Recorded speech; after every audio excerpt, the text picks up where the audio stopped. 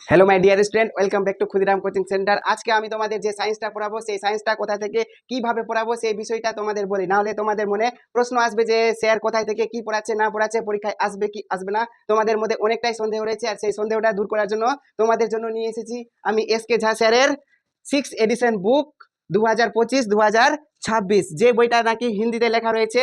আর এই বইটা সম্পূর্ণ আমি তোমাদের বাংলাতে পড়াবো, কারণ এই বইটা বাংলাতে পাওয়া যায় না। আর এই বইটা পড়লে সম্পূর্ণ railway exam, SSC, UPSC, state, PCS অর্থাৎ যে কোনো ওয়ান ডে এক্সামের জন্য জেনারেল সায়েন্স যেখান থেকে জিজ্ঞেস করা হয় এখান থেকে 100% কমন আসবে। এটা আমার গ্যারেন্টি না, এটা হচ্ছে এসকে ঝা স্যারের guarantee. Hello my dear student, welcome back to Khudiram coaching centre. আজকে আমি তোমাদের পড়াবো কোর্স চ্যাপ্টারের দ্বিতীয় দিন, মানে কোর্স চ্যাপ্টারের দ্বিতীয় দিনে কি পড়াবো? কোষের তত্ত্ব পড়াবো। কি পড়াবো? কোষ তত্ত্ব অর্থাৎ সেল থিওরি। এটা পড়ানোর আগে এর আগের দিন আমি তোমাদের যে বিষয়গুলো পড়িয়েছিলাম সেই বিষয়গুলো আজকে তোমাদের সাথে আমি আলোচনা করে নেব। এর আগের দিন আমি পড়িয়েছিলাম যে বায়োলজি শব্দটি সর্বপ্রথম 1801 সালে লেমার্ক এবং ট্রেভিরানাস ব্যবহার করেন, পড়িয়েছিলাম। তারপরে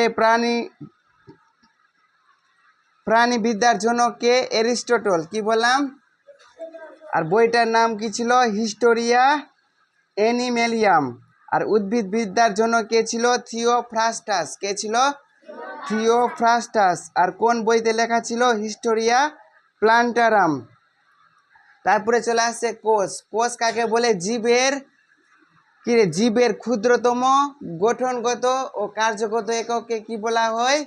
কোষ বলা হয়। মানে জীব যে তৈরি হয়ে আছে, এই জীবের মধ্যে সবচেয়ে যে ছোট অংশ বা ছোট একক, মানে যেটা দিয়ে যে মানে জীবটা তৈরি আছে সবচেয়ে যে ছোট জিনিসটা হচ্ছে সেটাই হচ্ছে কোষ। যেমন একটা বাড়ি তৈরি করতে সবচেয়ে ছোট জিনিস কি আছে? ইট আছে। এই ইট হচ্ছে বাড়ির গঠনগত এবং কার্যগত একক। গঠনগত কেন বলা হচ্ছে ইটকে? এই কারণে বলা হচ্ছে যেহেতু ইট দিয়ে বাড়ি তৈরি করা হয়েছে এই জন্য গঠন করেছে। আর কার্যগত কেন বলা হচ্ছে? যেহেতু ইট বাইরে থেকে, ইটের কাজ কি আছে? যাতে জল ঢুকতে না পারে, তারপরে বাইরে থেকে রোদ না আসতে পারে। এই কারণে এটা কি করছে? ইট কাজ করছে কি করছে না? এই কারণে কি বলা হয়? কার্যগত এবং গঠনগত। তাহলে ইট যেরকম আমাদের বাড়ির গঠনগত ও কার্যগত একক হলো, একই রকম ভাবে কোষ কি হলো? জীবের গঠনগত ও কার্যগত একক। কোষ কি করছে? তাহলে আমাদের শরীরটাকে গঠন করে রেখেছে।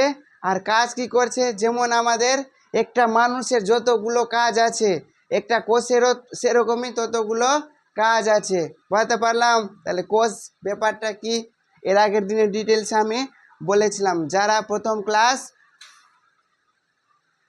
যাদের প্রথম ক্লাস করা নাই তাদের কি করতে হবে? প্রথম ক্লাস করে নিতে হবে, ঠিক তো? এর বলছে কোষের পরিমাপ করা হয় মাইক্রোমিটারে। কি বলছি? কোষের পরিমাপ করা হয় মাইক্রোমিটারে। কেন? যেহেতু এটা অতি ক্ষুদ্র, যে খালি চোখে দেখা যাবে না। এটাকে দেখার জন্য কি লাগবে? অণুবীক্ষণ যন্ত্র লাগবে, অর্থাৎ মাইক্রোস্কোপ লাগবে। বুঝতে পারলাম? কোষের সর্বাধিক পরিমাণে কি পাওয়া যায়? কোষ আছে না আমাদের, সেই কোষের সর্বাধিক পরিমাণে কি পাওয়া যায়? সর্বাধিক পরিমাণে জল পাওয়া যায়। কি পাওয়া যায়? জল পাওয়া যায়।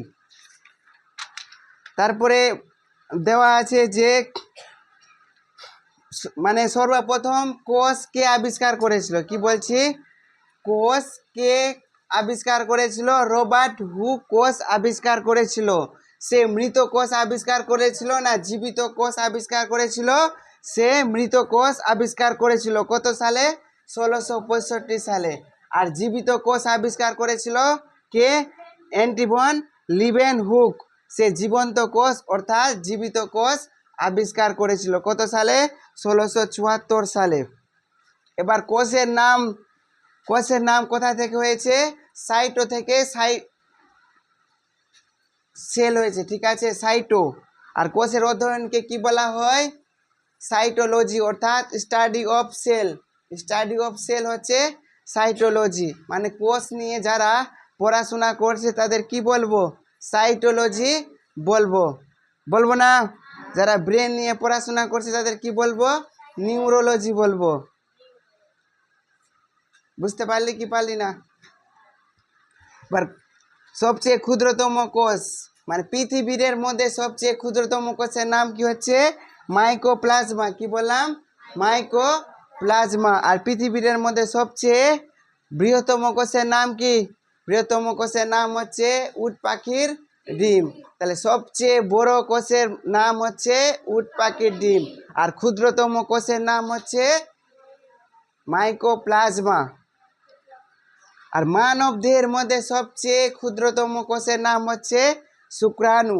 কি বললাম? যেটা কোথায় পাওয়া যায়? পুরুষদের মধ্যে পাওয়া যায়। আর মানব দেহের মধ্যে সবচেয়ে বৃহত্তম কোষ কি হচ্ছে? ডিম্বাণু, যেটা কোথায় পাওয়া যায়? স্ত্রীদের মধ্যে পাওয়া যায়। আর মানব দেহের সবচেয়ে লম্বা কোষের নাম, মানব দেহের সবচেয়ে লম্বা কোষের নাম হচ্ছে নিউরন। কি বললাম? নিউরন। মানব দেহের সবচেয়ে লম্বা কোষের নাম হচ্ছে নিউরন। ঠিক আছে? আর কি আছে? মানব দেহে সবচেয়ে দ্রুত কোষ বিভাজন করে কে? লিভার। লিভারকে যদি কেটে দিয়ে দিই, আবার লিভার আবার কি হয়ে যাবে? পরিপূর্ণ হয়ে যাবে।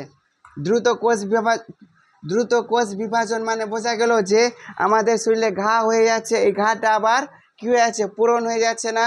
এরকম যদি আমি লিভারকে যদি কেটে দিই, কেটে অর্ধেক কাউকে দান করে দিই, আবার কি হয়ে যাবে? লিভার আমাদের পরিপূর্ণ যেরকম ছিল সেরকম অবস্থায় ফিরে আসবে। আর কোষ বিভাজন কোথায় হয় না? নিউরনে কোষ বিভাজন হয় না। নিউরন যদি একবার ড্যামেজ হয়ে যায়, সেটা কি হয়ে যাবে? আর ক্ষতিগ্রস্ত স্থানটা কি হবে? পূরণ হবে না। তাহলে আজকে আমি তোমাদের কি পড়াবো? আজকে আমি তোমাদের পড়াবো সেল থিওরি, অর্থাৎ কোষ তত্ত্ব বা কিরে কোষ তত্ত্ব। তাহলে কোষ তত্ত্ব কি কি বলছে? দুজন জার্মান বিজ্ঞানী স্লিডেন এবং সোয়ান কোষ তত্ত্ব কি করেছে? উপস্থাপন করেন। মানে কোষ তত্ত্ব কে দিয়েছে? স্লিডেন এবং সোয়ান। পরীক্ষায় প্রশ্ন আসবে যে কোষ তত্ত্ব কোন বিজ্ঞানী দিয়েছেন? কোষ তত্ত্ব দিয়েছেন স্লিডেন এবং সোয়ান। এবার এদের মধ্যে বিজ্ঞানী, এবার আমরা জীব কয় প্রকারের আছে? প্রধানত জীব দুই প্রকারের আছে, যেমন একটা উদ্ভিদ আর একটা হচ্ছে আমরা প্রাণী। ঠিক তো? একটা উদ্ভিদ আছে, একটা আছে প্রাণী। এবার সোয়ান ছিলেন একজন প্রাণী বিজ্ঞান। তাহলে সোয়ান যে কোষ তত্ত্ব দিয়েছিল সেটা কোন বিষয়ের উপরে দিয়েছিল? প্রাণী বিজ্ঞানের উপর দিয়েছিল। তাহলে প্রাণী বিজ্ঞানের কোষ তত্ত্ব কে দিয়েছিলেন? সোয়ান দিয়েছিলেন। আর স্লিডেন কোন উদ্ভিদ বিজ্ঞানের কোষ তত্ত্ব কে দিয়েছিলেন? স্লিডেন দিয়েছিলেন। ঠিক আছে? তারপরে বলছে তারা কোষ তত্ত্ব প্রদান করেন। বলছে সকল জীব কোষ দ্বারা গঠিত। এই পৃথিবীতে যতগুলা জীব আছে, যেমন গরু, ছাগল, ভেড়া, মানুষ, আমের গাছ, জামের গাছ, কলা গাছ, জাম গাছ, যত জীব আছে প্রত্যেকটা জীব কি হচ্ছে? প্রত্যেকটা জীব এক একটা কোষ দিয়ে তৈরি আছে বা গঠিত আছে। বুঝতে পারলাম কি পারলাম না? তারপরে কি বলছে? প্রত্যেক জীব, কি বলছে? প্রত্যেক জীব একটি মাত্র কোষ থেকে উৎপন্ন। তাহলে আমরা যে হয়েছি, তাহলে আমরা এত ছোট জীব ছিলাম, কোষ ছিলাম, যেখান থেকে আমরা আমাদের খালি চোখে দেখা যেত না। ধীরে ধীরে কি হয়েছে? কোষ বিভাজন করে করে আমরা বড় হয়েছি। কি বোঝাতে পারলাম কি পারলাম না? তারপরে হচ্ছে কি আছে? সকল কোষ স্বাধীন, কিন্তু তারা একত্রে যে কোনো কাজ সম্পন্ন করে। মনে কর যে একটা বাড়ি তৈরি করতে গেলে কি লাগছে? লেবার লাগছে, মিস্ত্রি লাগছে, বাড়ির মালিক লাগছে। প্রত্যেকে কি আছে? স্বাধীন আছে, আছে না? কিন্তু একটা কাজ করতে গেলে কি করতে? সবাইকে মিলে একটা কাজ করতে হচ্ছে না? হচ্ছে কি হচ্ছে না? এমনি কোষগুলো কি আছে? প্রত্যেকে স্বাধীন আছে। ওদের কোনো কাজ করতে গেলে কি করতে হবে? একজোট হয়ে কাজগুলো করতে হবে। কি হবে কি হবে না? একটা কেউ মানুষ মরে গেছে, একাতে নিয়ে যেতে পারবে?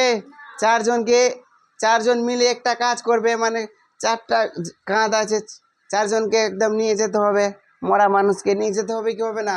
তার মানে একটা কাজ করার জন্য কি হলো? প্রত্যেকে একত্র হলো, মানে একসাথে হলো, তবে একটা মরা অর্থাৎ ডেড বডিকে কি করে দেবে? সাদুল্লাপুর নিয়ে যেতে পারবে? নাহলে পারবে নিয়ে যেতে? পারবে না।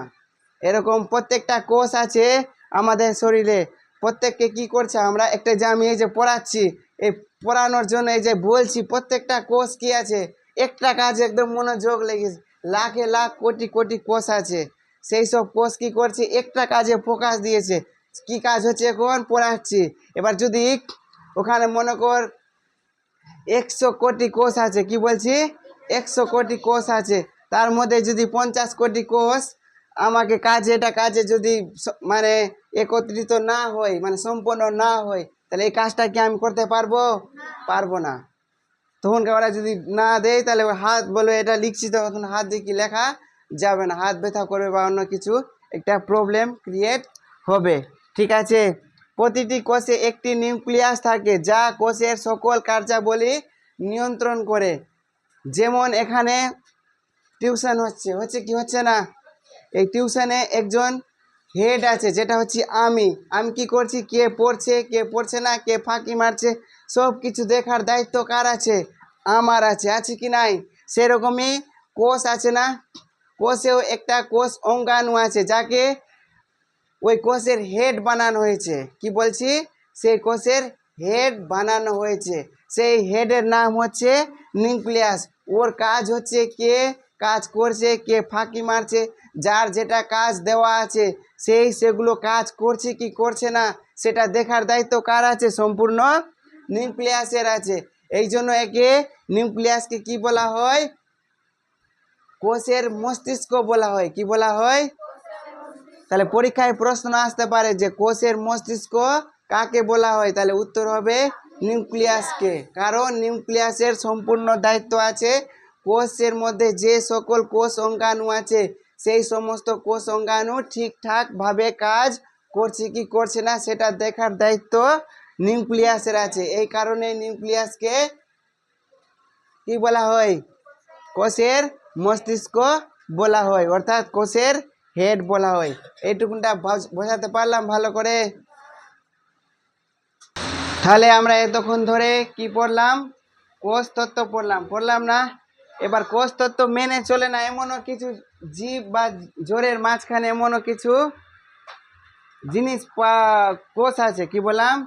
জীব ও জোরের মাঝেও এমন কোন কোষ আছে যাদেরকে কি বলা হচ্ছে? ভাইরাস বলা হয়, তারপরে প্রিয়ন বলা হয়, তারপরে ভিরয়েড বলা হয়, আরবিসি। এরা হচ্ছে কোষ তত্ত্ব মেনে চলে না। মানে বোঝা গেল কি গেল না? বলছি যে জীব ও জোরের মধ্যেও এমন কিছু কোষ আছে যারা কোষ তত্ত্ব মেনে চলে না। তার মধ্যে হচ্ছে ভাইরাস। ভাইরাস কি বলছে? ভাইরাস হলো জীব ও জোরের সংযোগ স্থাপনকারী মাধ্যম। মানে এখানে ধরলে জীব আছে, একটা কি আছে? জীব বলতে একটা গরু আছে হ্যাঁ, আর জোড় বলতে এখানে একটা টেবিল আছে। তাহলে এটা কি আছে? একটা জীব আছে কি নাই রে? আর একটা কি আছে? জোড়ও আছে। কি আছে? জোড়ও আছে। এই জীব ও জোরের মাঝখানে যে থাকবে সেটাই হচ্ছে ভাইরাস। বোঝাতে পারলাম কি পারলাম না? এবার কি করছে ভাইরাসের পড়লে, ভাইরাসকে সংক্রামক পরজীবী হিসাবে বিবেচনা করা হয়। আমরা নাম শুনেছি যে করোনা ভাইরাস, নাম শুনেছি কি শুনেনি? করোনা ভাইরাস হলে কি হবে? মানুষ মরে যাচ্ছিল কি যাচ্ছিল না? হাজার হাজার মানুষ মারা গেছে। তো এই কারণে ভাইরাসকে কি বলা হয়? সংক্রামক পরজীবী বলা হয়। ঠিক আছে। এবার এখানে দেখ, যা মুক্ত অবস্থায় নিষ্ক্রিয় থাকে। নিষ্ক্রিয় বলতে যে এরকম হয়তো এখানে চেয়ারে রাখা আছে ভাইরাসকে, এখানে বইয়ে লাগা আছে, ওই জীবের মতন আচরণ করবে না, নিষ্ক্রিয় আছে, মানে মরা হয়ে আছে, মরে গেছে। ঠিক আছে। এবার যে কোনো একটা জীব পেলো, মনে কর আমাদের শরীর পেয়ে গেল, ওই এবার কি হয়ে গেল? প্রাণ ফিরে পেয়ে গেল, ওই এবার বংশ বিস্তার করতে শুরু করবে। কি বোঝাতে পারলাম কি পারলাম না? আবার বলছি, যখন সে বাইরে থাকবে সে কি আছে? জড় বস্তুর মতন আচরণ করবে, কিছু হবে না। যখন সে একটা বডি পেয়ে গেল, জীব পেয়ে গেল, ওখানে কি করবে, মরা থেকে কি হয়ে যাবে, জীবিত হয়ে যাবে। আর তখন সে কি করবে, বংশ বিস্তার করতেই থাকবে, একদম খুব তাড়াতাড়ি বংশ বিস্তার করবে। ওটাই লেখা আছে, যা মুক্ত অবস্থায় কি থাকবে, নিষ্ক্রিয় থাকবে এবং জড় বস্তুর মতন আচরণ করে। তবে অনুকূল পরিবেশ পেলে এরা সক্রিয় হয়ে ওঠে এবং জীবন্ত বস্তুর মতন আচরণ করে। বাইরে আছে কি, কিসের মতন আছে, মানে বলতে গেলে গিরগিটির মতন রূপ চেঞ্জ করলে, বলছি না গিরগিটির মতন রূপ বদলিয়ে নিচ্ছে, শুনেছিস? তো এরকম ভাইরাস আছে, যে জীবের মধ্যে যাবে তো জীবের মতন আচরণ করবে, আর জোরের মধ্যে থাকবে তো জোরের মতন আচরণ করবে। মানে পাকিস্তান গেলে পাকিস্তানি হয়ে যাবে, আর নেপাল গেলে নেপালি হয়ে যাবে, একদম যেখানে থাকবে সেখানকার মতন আচরণ করতে থাকবে। ঠিক আছে, তারপরে বলছে ভাইরাস শুধুমাত্র নিউক্লিক অ্যাসিড দ্বারা গঠিত। নিউক্লিক অ্যাসিড বলতে ডিএনএ এবং আরএনএ। ডিএনএ কোনটা, ডিঅক্সিরাইবোজ নিউক্লিক অ্যাসিড। আরএনএ হচ্ছে রাইবোজ নিউক্লিক অ্যাসিড। বুঝতে পারলাম? এবার কি বলছি, ডিএনএ এবং আরএনএ হচ্ছে জেনেটিক, কি বলছি, জেনেটিক সাবস্টেন্স বলতে বোঝাচ্ছে যে আমাদের ডিএনএ, আমরা বলছি না যে ডিএনএ থেকে ডিএনএ টেস্ট করাতে হবে, শুনেছিস তোরা কি শুনিসনি? কি করতে হবে, ডিএনএ টেস্ট করাতে হবে। সেই ডিএনএ টেস্ট করাবার জন্য, ডিএনএ কেন টেস্ট করাচ্ছে, যে এর ছেলে এ আছে কি নাই, বা কেউ মার্ডার করেছে তাকে আইডেন্টিফাই করার জন্য, মানে চিনে নেওয়ার জন্য কি করা হচ্ছে, ডিএনএ করানো হচ্ছে। এবার ডিএনএ কি, আসলে ডিএনএ হচ্ছে যে আমাদের শরীর সম্পর্কে কি করবে, একটা যদি চুল যদি পেয়ে যায়, সেই চুলকে যদি ডিএনএ টেস্ট করা হয় তাহলে আমার সম্পূর্ণ ইনফরমেশান কিন্তু বের করতে পারবে। আমার ফিঙ্গার ম্যাচ হয়ে যাবে, ডিএনএ থেকে আমার ফিঙ্গারও বের করতে পারবে, সেটাও পড়াবো। আজকে তো হবে না, আর পরের দিন, ঠিক আছে? তো ডিএনএ ডিসাইড করছে যে কে কীরকম হবে, ঠিক আছে? এবার আরএনএ বেশি কোথায় পাওয়া যায়, ভাইরাসে বেশিরভাগ কি পাওয়া যায়, আরএনএ পাওয়া যায়। কি বললাম, আরএনএ বেশিরভাগ কোথায় পাওয়া যায়, ভাইরাসে পাওয়া যায়, ঠিক আছে? আরএনএ মানব দেহে, মানে আরএনএ মানুষের দেহে কি করছে, প্রোটিন তৈরি করছে। কি করছে, প্রোটিন তৈরি করছে। বুঝতে পারলাম কি পারলাম না? আরএনএ মানব দেহে কি তৈরি করছে, প্রোটিন তৈরি করছে, ঠিক আছে? তার কি লেখা আছে তাহলে, ভাইরাস শুধুমাত্র নিউক্লিক অ্যাসিড অর্থাৎ ডিএনএ এবং আরএনএ। ডিএনএ হচ্ছে ডিঅক্সিরাইবোজ নিউক্লিক অ্যাসিড, আর এটা হচ্ছে রাইবোজ নিউক্লিক অ্যাসিড দ্বারা গঠিত, যা একটি প্রোটিন আবরণে আবৃত থাকে। এই জীবগুলো তাদের বিবর্তনের সময়, বিবর্তন মানে মিউটেশন মানে আপডেট, যেমন 2G মোবাইল থেকে কি মোবাইল হয়ে গেছে, 3G 4G 5G, এটা মোবাইলের কি হয়েছে, আপডেশন হয়েছে, মানে বিবর্তন হয়েছে, মানে মিউটেশন হয়েছে। সেরকমই কি করছে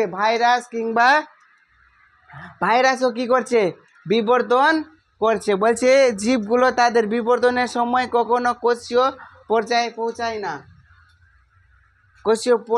পৌঁছায় না, তাই কোষ তত্ত্বের নীতিগুলো এদের ক্ষেত্রে প্রযোজ্য নয়। এরা কোষের যেগুলো নিয়ম পড়ালাম সেগুলো নিয়ম কিন্তু মেনে একেবারেই চলে না, এরা একদম মন মানি করে চলে, যখন যেখানে যাবে সেখানে সেরকম হয়ে যাবে। নেপাল গেলে নেপালির মতন বলবে, চাইনা গেলে আংচুং চুং চাং করেও বলবে, ঠিক আছে? ভাইরাস একদম খতরনাক। আর একটা কথা হচ্ছে, ভাইরাসের বিবর্তন কি হচ্ছে, খুব মানে ঘন্টায় বিবর্তন হচ্ছে। মানুষ কি বিবর্তন হয়েছে না, আগে কম্পিউটার ছিল, ধীরে ধীরে মানুষের অনেক যুগ ধরে হয়েছে, বহু বছর ধরে এই প্রসেসটা চলছে। কিন্তু ভাইরাস আছে যে ঘন্টায় ওর কি করছে, জেনারেশন চেঞ্জ করছে। কি বোঝাতে পারলাম? হ্যাঁ,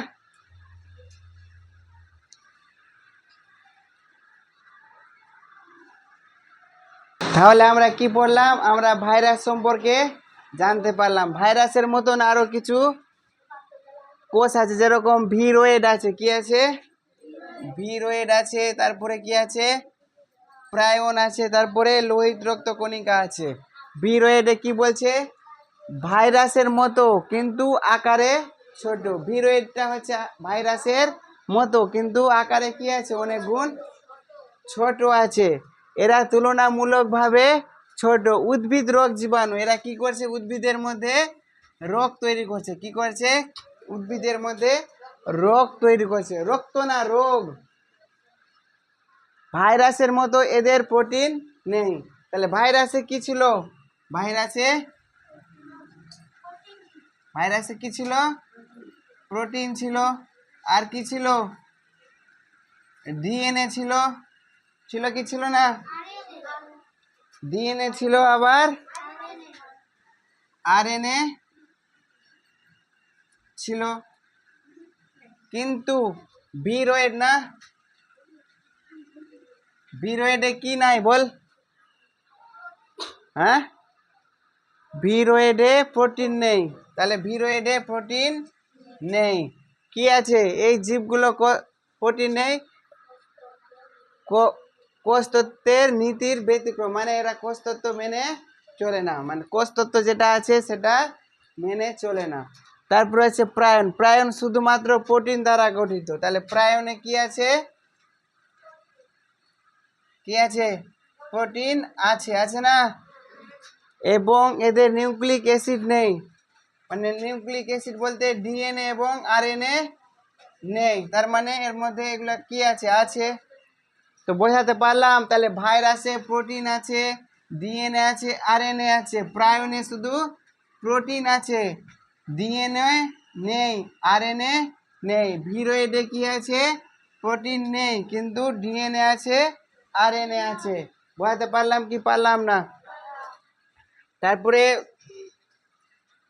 প্রায়ন শুধুমাত্র প্রোটিন দ্বারা গঠিত, এদের নিউক্লিক অ্যাসিড নেই। জীবগুলো, এই জীবগুলো মানুষ ও উদ্ভিদের স্নায়বিক রোগ সৃষ্টি করে। কি করে, স্নায়বিক রোগ সৃষ্টি করে। তাহলে পরীক্ষায় আসতে পারে যে স্নায়বিক রোগ সৃষ্টি করে কে, ভিরোয়েড। কোষের তুলনায় অনেক ছোট হওয়ায় এরা কোষতত্ত্ব মেনে চলে না। লোহিত রক্ত কণিকা, লোহিত রক্ত কণিকায় নিউক্লিয়াস থাকবে, থাকে। আরবিসি, কি বলছি, আরবিসি, আরবিসিতে কি আছে, নিউক্লিয়াস আছে, কি আছে, নিউক্লিয়াস আছে, ঠিক আছে। সুতরাং কোষীয় কাঠামোর দিক থেকে এরা অসম্পূর্ণ এবং কোষতত্ত্ব মেনে চলে না। কি ভাবতে পারলাম কি পারলাম না, সিম্পল জিনিস, ঠিক আছে।